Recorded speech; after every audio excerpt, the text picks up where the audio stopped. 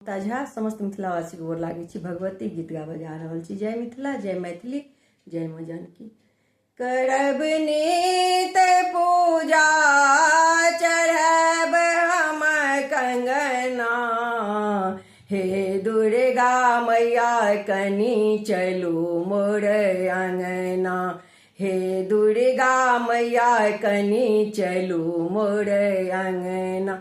करब नित पूजा चढ़ब हम कंगना, हे दुर्गा मैया कनी चलू मोर अंगना, हे दुर्गा मैया कनी चलू मोर अंगना।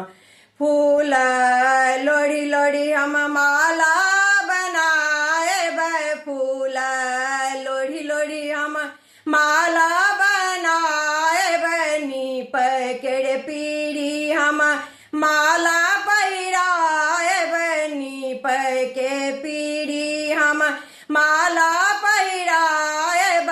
आत्मा जोड़ाएब माँ, आत्मा जोड़ाएब माँ, देखी तोहर प्रतिमा, हे दुर्गा मैया कनी चलू मोर अंगना, हे दुर्गा मैया कनी चलू मोर अंगना।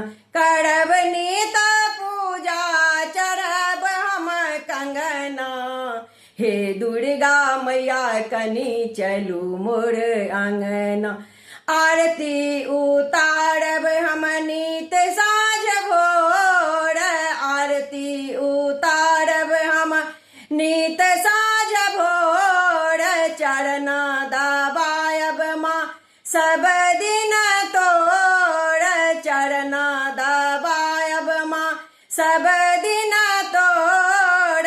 नहीं जब देवी तो नहीं जब देवी तो देव हम धरना, हे दुर्गा मैया कनी चलू मोर अंगना, हे दुर्गा मैया कनी चलू मोर अंगन।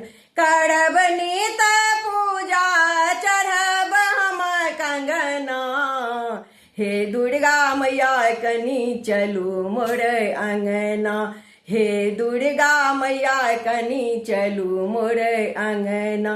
नीपल अछि आंगन सरस घर द्वार, नीपल अछि आंगन सरस घर द्वार, सब दिन करब माँ भोजन कुमार, सब दिन करब माँ भोजन कुमार। पूजब भवानी हम निति तोहर चरना, हे दुर्गा मैया कनी चलू मोर अंगना। पूजब भवानी हम नित तोहर चरना, हे दुर्गा मैया कनी चलू मोर अंगना, हे दुर्गा मैया कनी चलू मोर अंगना। करब नित पूजा चढ़ब हम कंगना, हे दुर्गा मैया कनी चलू मोर अंगना, हे दुर्गा मैया कनी चलू मोर अंगना। धन्यवाद।